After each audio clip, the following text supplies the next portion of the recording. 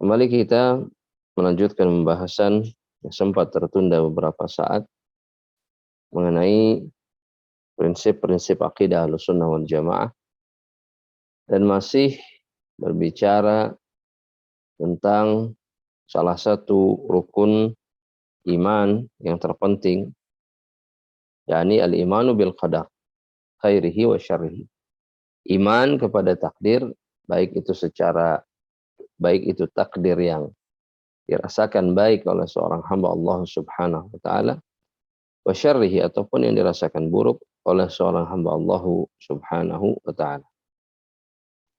Di perjumpaan sebelumnya kita sudah masuk ke dalam tingkatan iman kepada qada dan qadar. Dan sebagai pengingat bagi kita semuanya, ahibati wa ikhwani fid din, azanallahu wa iyyakum, Rasulullah sallallahu alaihi wasallam pernah bersabda di dalam satu hadis yang diriwayatkan dari beliau sallallahu alaihi wasallam, di mana beliau mengatakan idza dzukiral qadar fa amsiku. Kata Rasulullah sallallahu alaihi wasallam, jika disebutkan tentang takdir, ya, tentang takdir, fa amsiku, maka hendaknya seseorang itu berusaha menahan dirinya untuk tidak terlalu kemudian terlalu dalam di dalam pembahasan ya yang berkaitan dengan takdir Allah Subhanahu wa taala. Karena ketika seseorang berlebihan di dalam masalah takdir, maka seringkali terjadi zallah atau ketergelinciran di dalam keimanannya terhadap apa yang sudah ditetapkan oleh Allah Subhanahu wa taala.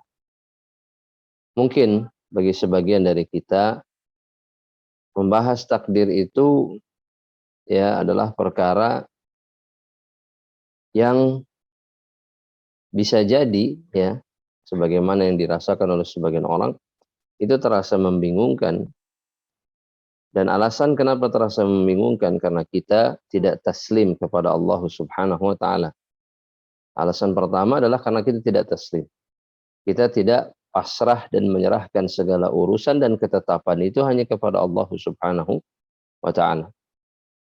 Kemudian yang kedua yang menyebabkan kita kemudian kebingungan, bahkan tidak jarang kemudian muncul perasaan menyalahkan ketetapan Allah Subhanahu wa taala karena kita berburuk sangka kepada Allah Rabbul Alamin. Dan ini diantara keburukan yang kemudian bisa membuat seseorang hancur atau rusak keimanannya kepada Allah Subhanahu wa taala. Bersikaplah sebagaimana sikap Rasulullah sallallahu alaihi wasallam ketika berbicara tentang takdir. Begitu juga bersikaplah sebagaimana sikap para sahabat Rasulullah SAW ketika berbicara tentang takdir. Ahibati wa ikhwani fid din, azanallahu yakum. Para ulama sebelum kita masuk kepada tahapan takdir, para ulama mengatakan bahwasanya keimanan kepada takdir Allah Subhanahu wa taala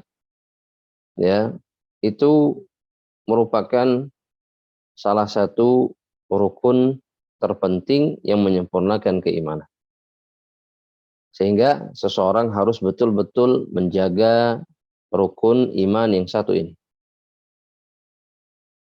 Dan Allahu Rabbul Alamin sebagaimana disampaikan oleh Rasulullah sallallahu alaihi wasallam menjadikan keimanan itu adalah bagian dari agama, bagian dari kesempurnaan Islam. Bahwa iman kepada takdir adalah bagian dari kesempurnaan Islam. Sehingga tidak ada Islam yang sempurna, atau bahkan bisa jadi keislaman seseorang bisa gugur ketika dia rusak keimanannya terhadap takdir Allah Subhanahu wa taala.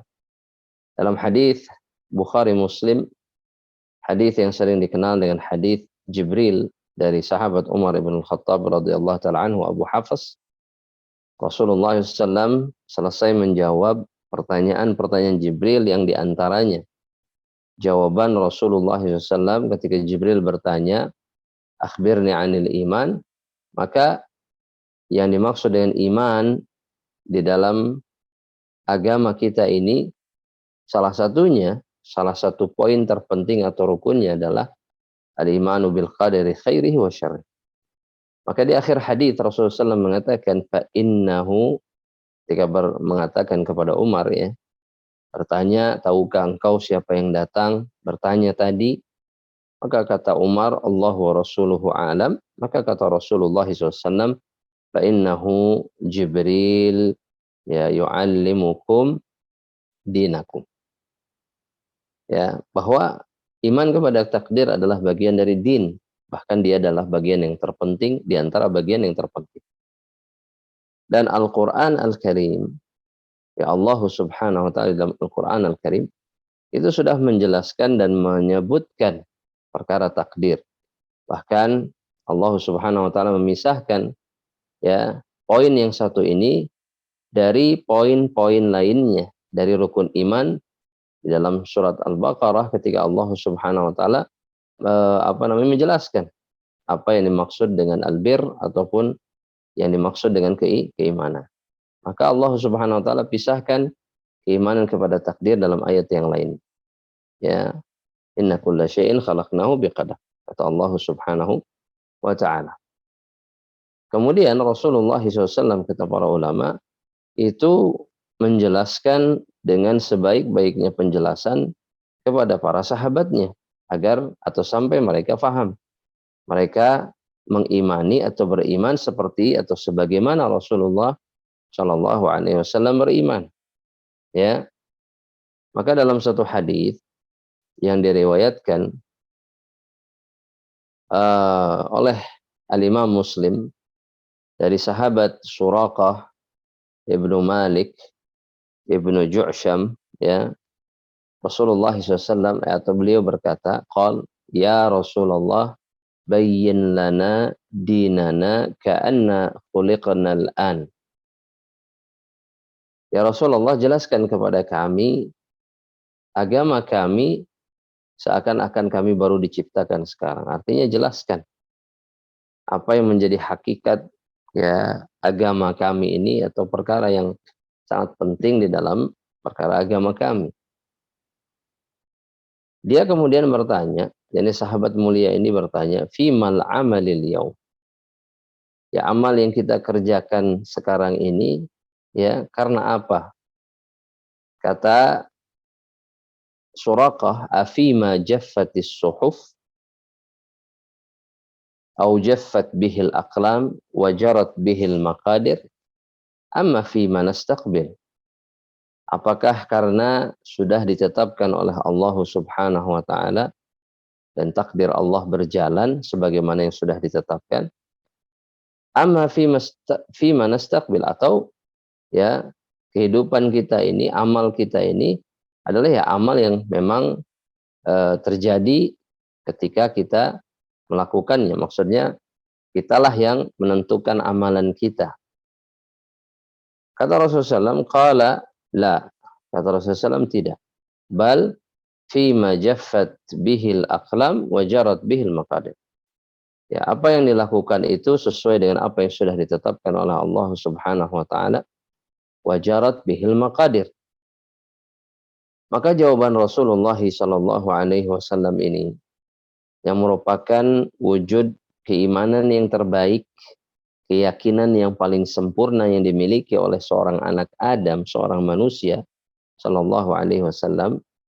Ya, jawaban beliau itu terang benderang, jelas bahwa semuanya di bawah ketetapan Allah Subhanahu wa taala.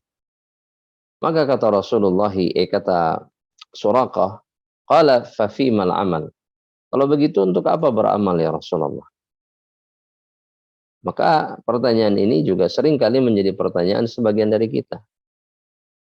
Maka jawaban Rasul menyikapi apa yang sudah ditetapkan oleh Allah, faktanya bahwasanya semua ditakdirkan oleh Allah Subhanahu wa taala, ya, Dalam hadis ini dijelaskan oleh Rasulullah SAW, i'malu, beramallah kalian. Tugas kalian hanya beramal. Ikuti apa yang sudah diturunkan oleh Allah, diperintahkan oleh Allah, diperingatkan untuk dijauhi oleh Allah Subhanahu wa taala. Ya, taati Allah, lakukan yang baik sebagaimana yang diinginkan, i'malu. Maka kata Rasulullah SAW, fakullun muyassar. Maka setiap dari kita, setiap dari manusia yang diciptakan dan ditetapkan takdir itu muyassar, dimudahkan.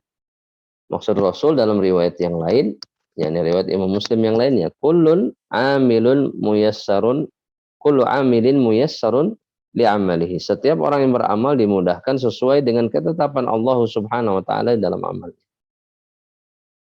Begitulah Nabi Muhammad SAW menyikapi ya apa yang sudah ditetapkan oleh Allah Subhanahu wa taala. Ya, oleh karenanya para ulama mengatakan pentingnya kemudian seorang muslim, seorang mukmin itu betul-betul memahami tingkatan-tingkatan di dalam menyikapi takdir atau menyikapi keimanan kepada takdir Allah Subhanahu wa taala. Dan takdir Allah tidak akan lepas dari tingkatan-tingkatan ini. Yang pertama, tidak ada salahnya kita mengulang sedikit. Yang pertama adalah al-ilmu sebagaimana disebutkan oleh penulis dalam halaman 119, ya, bahwa mengimani bahwasanya Allah Subhanahu wa taala dengan ilmunya yang merupakan sifat azali, sifat yang memang sudah ada sebelumnya, ya, tidak berawal dan tidak berujung, dan abadi, maha mengetahui semua yang ada di langit dan seluruh isinya, juga semua apa yang ada di bumi dan seluruh isinya, dan juga apa yang terjadi di antara keduanya. Itu jelas, itu nyata dan jelas kan. Allah Subhanahu wa taala mengetahui segala, baik yang global ataupun rinci, baik yang terjadi ataupun yang belum terjadi. Dan kemudian Allah Subhanahu wa taala menegaskan hal itu di dalam surat Al-An'am ayat yang ke-59. Jelas, sudah kita bacakan ayatnya, ada baiknya hadirin sekalian yang hadir di malam hari ini juga melihat ayat tersebut. Mengulang-ulangnya agar kita tahu bahwasanya Allah tidak ada yang luput dari pandangan, tidak ada yang luput dari ilmunya. Allah mengetahui segalanya. Jangan sampai kita mengatakan kemudian apa yang kita lakukan barulah diketahui oleh Allah setelah kita melakukannya. Ini adalah perbuatan yang sangat keji, ucapan yang sangat tidak baik terhadap Allah Rabbul Alamin. Itu yang pertama. Yang kedua, al-kitabah, penulisan. Bahwa setiap takdir, ya, tingkatan keimanan kepada takdir ini bahwasanya, kata penulis di halaman yang 120, maksudnya mengimani bahwa Allah Ta'ala telah mencatat seluruh takdir. yakni takdir seluruh makhluk di lauhil mahfuz. Di lauhil mahfuz. Bahwa Allahu Rabbul Alamin, ya, semuanya ketika menciptakan al-qalam, ya, pena, makhluk Allah Subhanahu wa taala yang kata Rasulullah sallallahu alaihi wasallam, inna awwala ma khalaqallahu al-qalam. Makhluk yang pertama kali diciptakan oleh Allah Subhanahu wa taala itu al-qalam, pena. Dan memang makhluk ini tugasnya adalah menulis. Karena Allah Subhanahu wa taala kemudian mengatakan, qala lahu uktub. Allah Rabbul Alamin mengatakan, tulislah. Maka pena ini menjawab, qala rabbi wa madza aktub. Wahai Rabbku, apa yang harus aku tulis? Maka kata Allah Subhanahu wa taala, uktub maqadira kulla syai'in hatta taqum as-sa'ah. Tulislah takdir-takdir apa yang akan terjadi, apa yang akan menimpa, apa yang akan dilakukan, ya, kepada segala sesuatu, ya, sampai terjadinya kiamat atas perintah Allah Subhanahu wa taala. Hadis ini sahih riwayat Imam Ahmad dan Abu Daud. Ada di dalam kitab yang ditulis oleh penulis kitab Prinsip-prinsip Akidah Ahlussunnah wal Jamaah di halaman yang ke-122. Bahkan di hadis yang diriwayatkan oleh Imam Muslim dan Ahmad, Rasulullah SAW mengatakan, "Kataballahu maqadiral khalaiq qabla an yakhluqas samawat wal ard bi 50,000 sana." Allah Subhanahu wa taala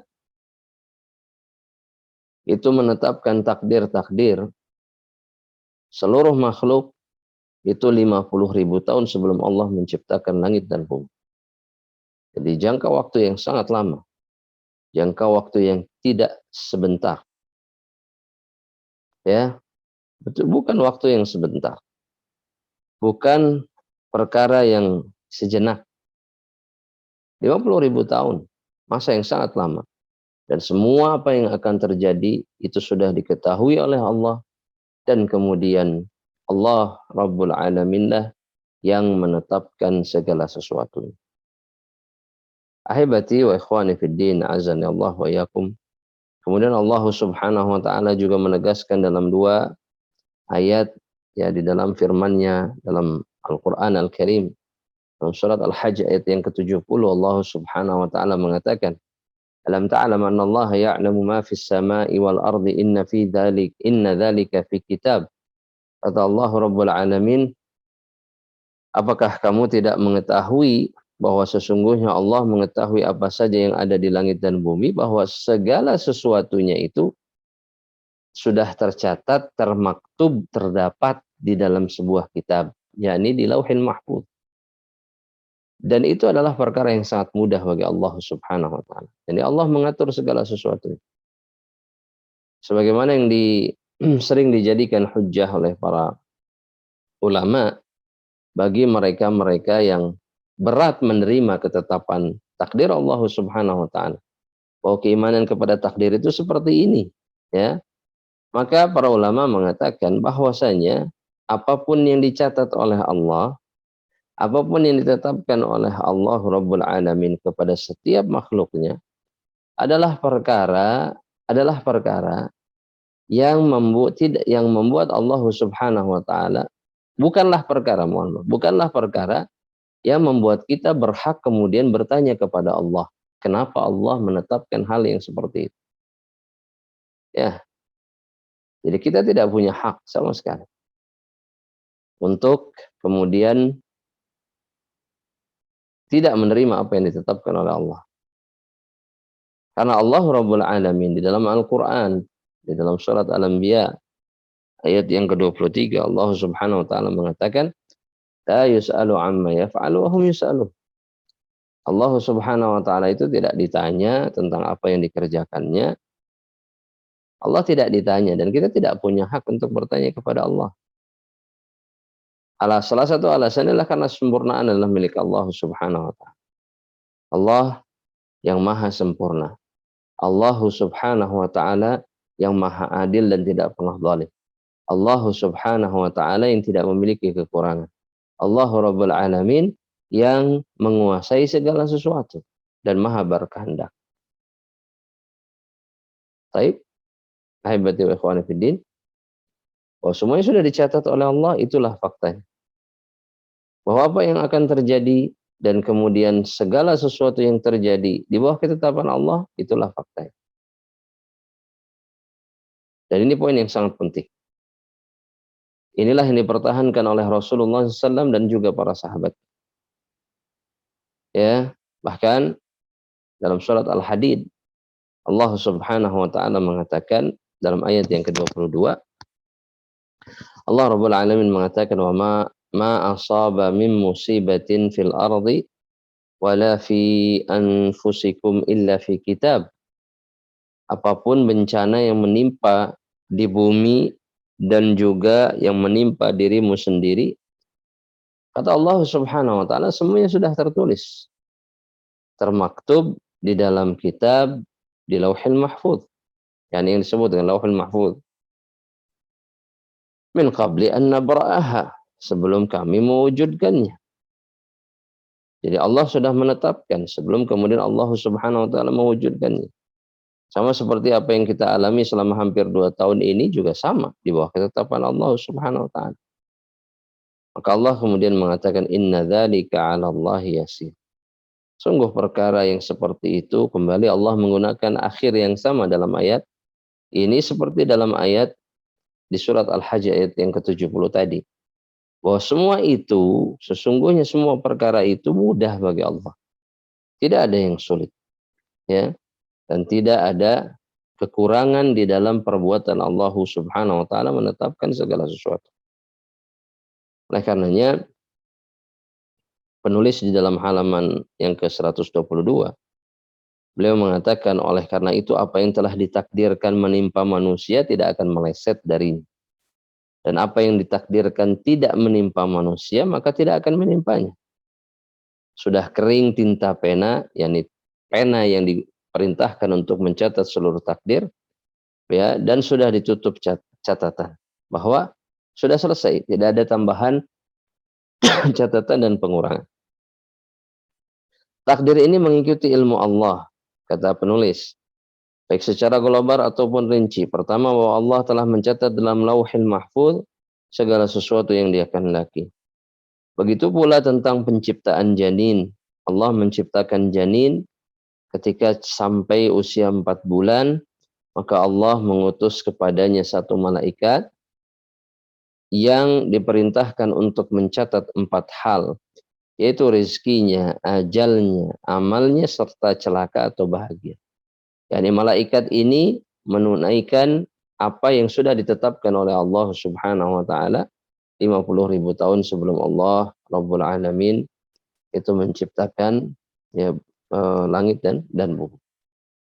Kemudian poin yang ketiga, ahibati wa ikhwani fiddin, ya, poin yang ketiga. Bahwa tingkatan keimanan kepada takdir yang ketiga itu adalah al-masyiah. Apa yang dimaksud dengan al-masyiah dalam bahasa kita? Al-masyiah artinya adalah kehendak. Ya, Allah Maha berkehendak atas segala sesuatu. Allah Rabbul Alamin ya menetapkan segala sesuatu itu sesuai dengan kehendaknya. Bahwa semuanya gamblang dan jelas. Semuanya ya kehendak Allah Subhanahu wa taala itu betul-betul tidak menzalimi siapapun.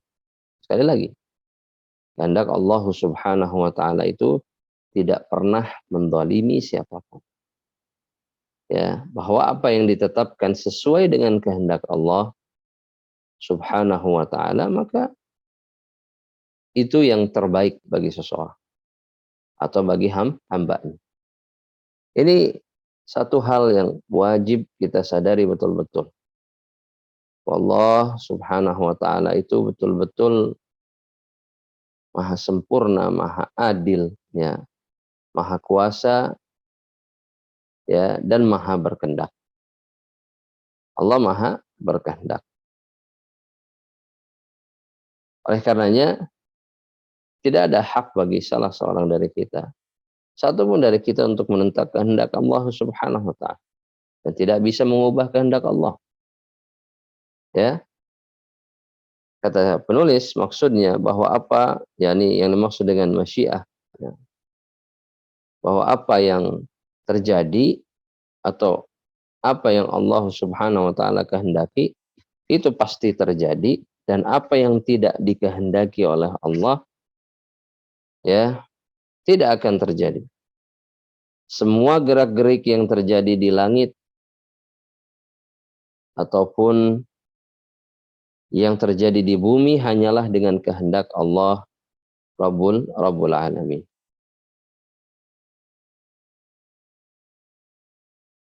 Kehendak Allah Ta'ala.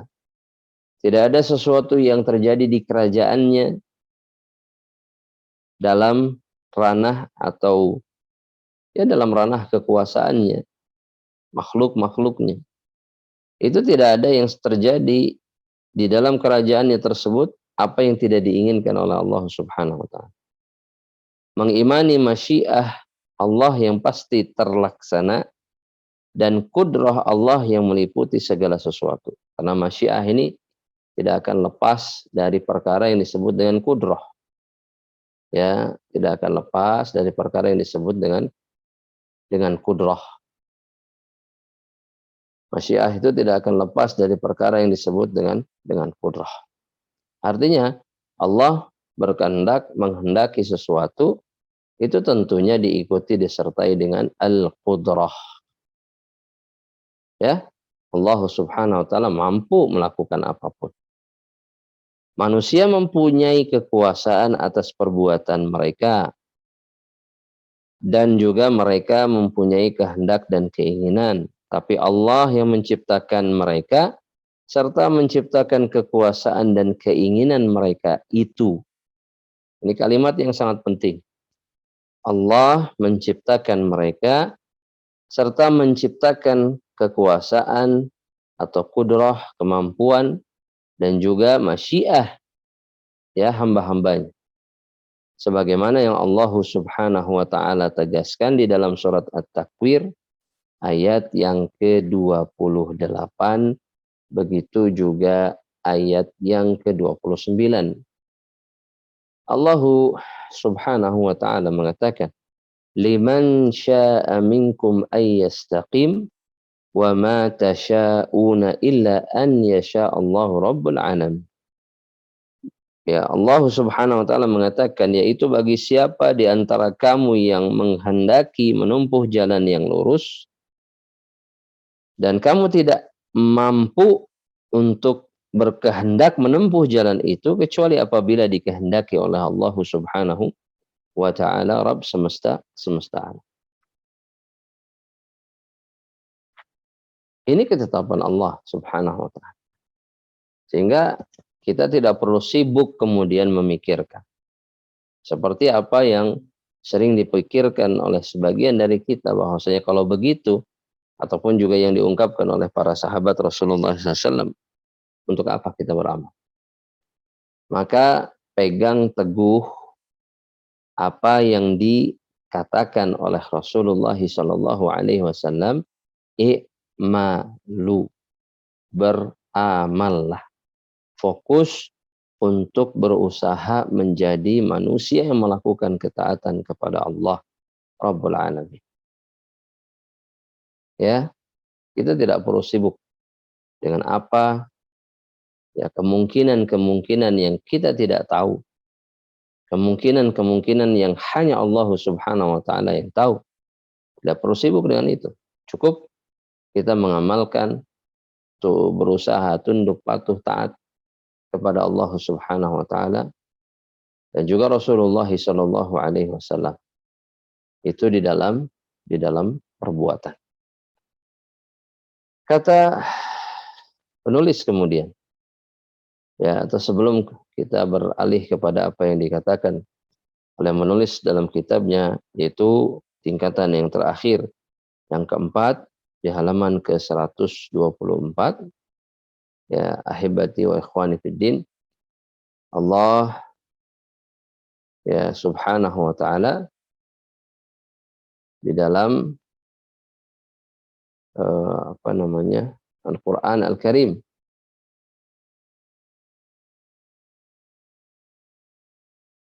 itu mengatakan, ya, bahwasanya dalam surat Al-Kahfi ayat yang ke-29, Allah Subhanahu wa taala, ini yang sering juga kemudian disalahfahami oleh kebanyakan dari kita. Kata Allah Subhanahu wa taala, ya, mengatakan, faman syaa'a falyu'min wa man syaa'a falyakfur. Kata Allah Subhanahu wa taala, barang siapa yang berkehendak silahkan beriman, dan barang siapa yang berkehendak maka juga silahkan dia mengkufuri Allah Subhanahu wa taala. Ya, ini bukan pilihan. Ini bukan pilihan. Tapi ayat ini menjadi dalil bahwasanya, salah satu dalil bahwa kita memiliki masyiah. Sekali lagi, kita memiliki masyiah, memiliki kehendak, memiliki pilihan. Tapi dalam ayat-ayat yang lain, salah satunya dalam surat At-Takwir tadi, ya, Allah Subhanahu wa taala itu menegaskan bahwa pilihan kalian pun itu di bawah kehendak dan keinginan Allah Subhanahu wa taala. Ya, wallahu taala alam bisawab. Dan yang terakhir, tingkatan yang keempat, ya, yang disebut dengan al-khalqu, ya, al-khalq. Dengan al-khalq atau yang disebut dengan penciptaan, ya. Al-khalqu ini ahibati wa ikhwani fid din, azanallahu wa yakum. Yang dimaksud dengan kata al-khalqu di sini, ahibati wa ikhwani fid din, azanallahu wa yakum, bahwa Allah Subhanahu wa taala, kata penulis, Allah Subhanahu wa taala sebagaimana disebutkan oleh penulis, ya, di dalam kitabnya, mengimani bahwasanya Allah menciptakan segala sesuatu baik yang ada ataupun yang belum ada. Oleh karena itu tidak ada satu makhluk Allah pun di bumi ataupun di langit melainkan Allah yang menciptakannya, dan tidak ada pencipta selain Allah. Selain Dia tidak ada ilah yang berhak diibadahi dengan benar selain Allahu semata. Allah Subhanahu wa taala berfirman, ya, di dalam surat Al-Furqan, di dalam surat Al-Furqan.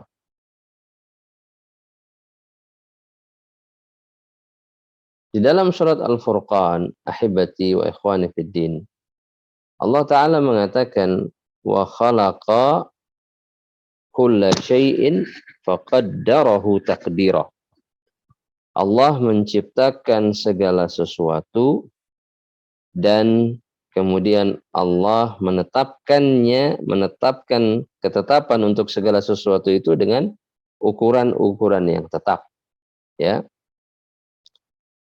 Kata Al-Ustaz Yazid hafizahullah taala, meskipun segala sesuatu yang ada telah Allah takdirkan, akan tetapi Allah tetap memerintahkan hamba-hambanya untuk taat kepadanya serta taat kepada Rasulnya, serta melarang mereka durhaka kepada Allah. Allah mencintai orang-orang yang bertakwa, yang berbuat baik, yang berlaku adil, dan meridhai orang-orang yang beriman serta beramal saleh. Akan tetapi Allah tidak cinta orang kafir dan juga orang-orang fasik. Allah tidak memerintahkan untuk berbuat keji, tidak meridhai kekafiran bagi hambanya, dan tidak menyukai kerusakan. Manusialah yang benar-benar melakukan suatu perbuatan, sedangkan Allah yang menciptakan perbuatan mereka itu. Itu yang dimaksud oleh Allah Subhanahu wa taala di dalam Al-Qur'an Al-Karim, dalam surat As-Saffat ayat yang ke-96. Allah taala mengatakan, wallahu khalaqakum wa ma ta'malun. Allah lah yang menciptakan kalian dan apa yang kalian perbuat. Tingkat kadar yang ketiga dan keempat ini, tingkat qadar maksudnya, kata penulis, itu yang diingkari oleh seluruh golongan qadariyah yang disebut oleh Nabi Muhammad SAW itu sebagai majusi umat ini. Adapun yang mengingkari tingkatan pertama yaitu al-ilmu, ataupun tingkatan kedua yaitu al-masyiah, pada zaman sekarang itu sangat sedikit. Dan kemudian Syekh, yakni Al-Ustaz, itu menjelaskan tentang orang-orang yang tersesat di dalam masalah takdir di bab berikutnya, insyaallah taala akan menjadi pembahasan kita semua. Ada satu firman Allah, ya, atau mohon maaf, ada satu hadis dari Rasulullah Shallallahu alaihi wasallam dari sahabat Zaid ibnu Thabit, hadis riwayat Imam Abu Daud dan Ibnu Majah, yang sangat wajib dalam pandangan anak. Dan begitu juga ini menjadi pandangan para ulama tentunya, ya, sebelum anak, dan anak bukan ulama, tapi yang maksud adalah para salafus saleh, ya, bahwa hadis ini menjadi kunci, ya, yang memudahkan kita menerima takdir Allah Subhanahu wa taala. Bahwa Rasulullah Shallallahu alaihi wasallam mengatakan, lau anna Allah, kalaulah Allah, sekali lagi, Jika seandainya atau kalaulah Allah azaba ahla samawatihi wa ahla ardihi, kalaulah Allah mengadab seluruh penghuni langit dan juga seluruh penghuni bumi, semuanya, tidak terkecuali, semuanya disiksa dan diadab oleh Allah. Ya, la'adzabahum wa huwa ghairu zalimin lahum. Maka Allah itu sama sekali ketika Allah mengadab mereka semuanya, itu tidak berbuat zalim kepada mereka. Artinya kalaupun itu terjadi, semuanya di bawah keadilan Allah Subhanahu wa ta'ala. Ini yang wajib kita tanamkan dalam hati kita.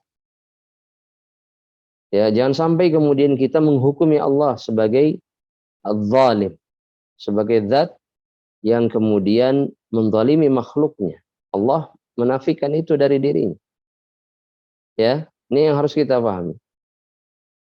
Kemudian kata Rasulullah SAW, walau rahimahum, kalaulah Allah merahmati mereka, lakanat rahmatuhu khairan lahum.